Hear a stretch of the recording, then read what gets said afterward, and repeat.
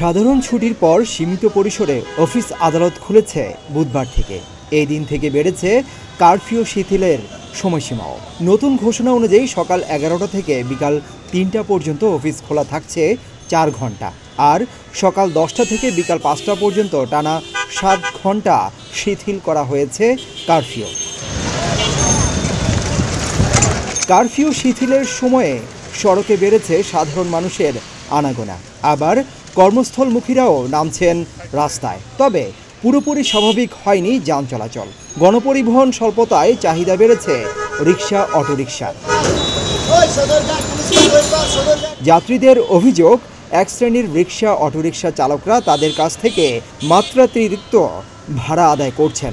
এতে করে চরম ভোগান্তির শিকার হচ্ছেন তারা। অফিস ঠিকমতো যাইতে পারি না, আসতে পারি না, এটা বিশাল একটা সমস্যা। ঠিক আছে, আর ওরা ভাড়াও এখন বেশি নিচ্ছে, এটাও একটা কাইন্ডনেস ব্যাপার।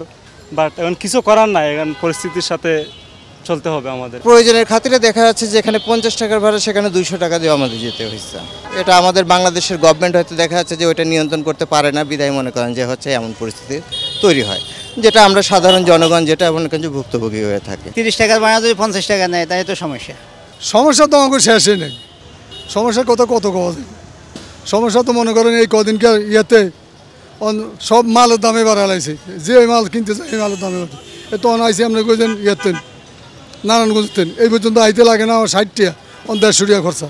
বাড়তি ভাড়া নেওয়ার কথা স্বীকার করেছেন চালকরাও। তাদের ভাষ্য, ভাড়া বেশি না নিয়ে উপায় নেই। এনে মনে করো অনেক যাত্রী যাইবার চায় না, আমরা ভাড়া চাই না মামা।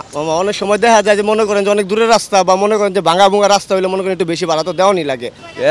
লোকজন বাইরে নেই তো, একবারে ক্যাব নেই। হ্যাঁ, ভাড়া বেশি নিতে হয়। হ্যাঁ, রাস্তা খারাপ, তখন আপনার ভাড়া দেখা যাচ্ছে 60 টাকার ভাড়া 80 টাকা চাই, 100 টাকা চাই। এই আগে যে ইনকামটা ছিল এই ইনকামটা নাই গা। বর্তমান পরিস্থিতি এক ক্যাব পাইলে আরেক ক্যাব পাওয়া যায় না, কই ভাড়া নিলে অনেক সময় রুড়ায় দেয়, হয়তো 50 টাকা ভাড়ার জায়গা 60 টাকা, এই হালকা ডিফারেন্স, এত বেশি না। বৃহস্পতিবার ছিল শেষ কর্মদিবস। এই দিন সড়কে ছিল আরও বেশি চাপ। মেট্রো রেল এলিভেটেড এক্সপ্রেসওয়ে বন্ধ থাকায় রাস্তায় ছিল তীব্র যানজট। অফিস শেষে ঘরে ফিরতে চরম ভোগান্তির শিকার হন চাকরিজীবীরা। সিদ্দিকুর রহমান, রোমন, প্রতিদিনের বাংলাদেশ।